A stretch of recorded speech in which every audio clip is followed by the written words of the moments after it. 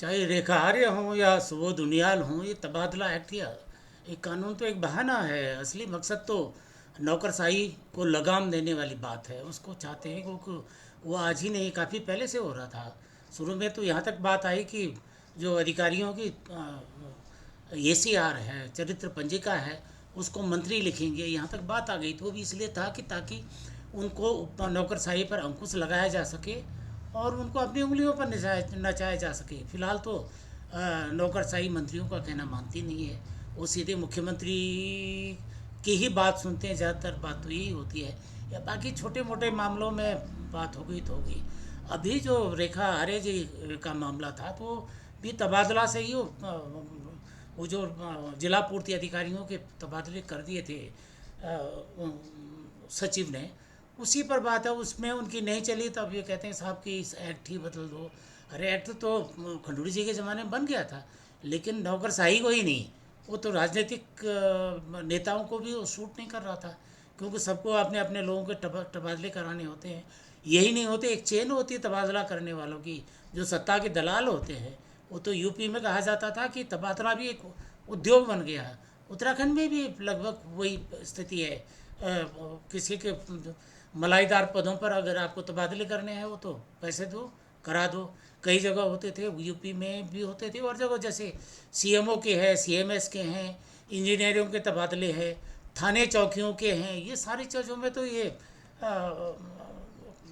तब वही होता था, गड़बड़ियाँ होती थी। तो वही वजह है आज इसकी बात उठ रही है। लेकिन मुझे नहीं लगता है कि मुख्यमंत्री इतने आसानी से देंगे। वो भी काफ़ी होशियार है। कोई बात आती तो एकदम समिति का गठन कर लेते थे।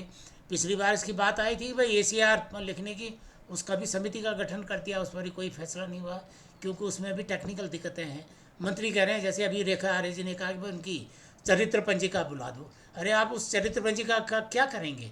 आपको तो फाइनल अथॉरिटी नहीं है। चरित्र पंजिका एक तो रिपोर्टिंग अथॉरिटी होती है जो शुरू में लिखती है, उसके बाद एक समीक्षा वाली रिव्यूइंग अथॉरिटी होती है बीच की, और तीसरी फाइनल अथॉरिटी होती है एक्सेप्टिंग अथॉरिटी। आपने जो लिख दिया उसको उसको कौन समीक्षा करेगा? क्या प्रमुख सचिव करेगा, चीफ सेक्रेटरी करेगा, या तो मुख्यमंत्री करें? मुख्यमंत्री तो अपने पास रखेंगे, फाइनल एक्सेप्टिंग अथॉरिटी रखेंगे।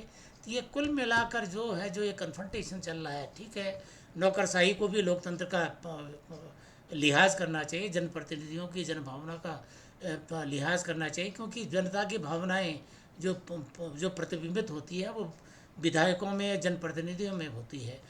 और लेकिन जनप्रतिनिधियों को भी देखना चाहिए, अपनी क्वालिफिकेशन भी देखनी चाहिए, IAS की क्वालिफिकेशन भी देखनी चाहिए।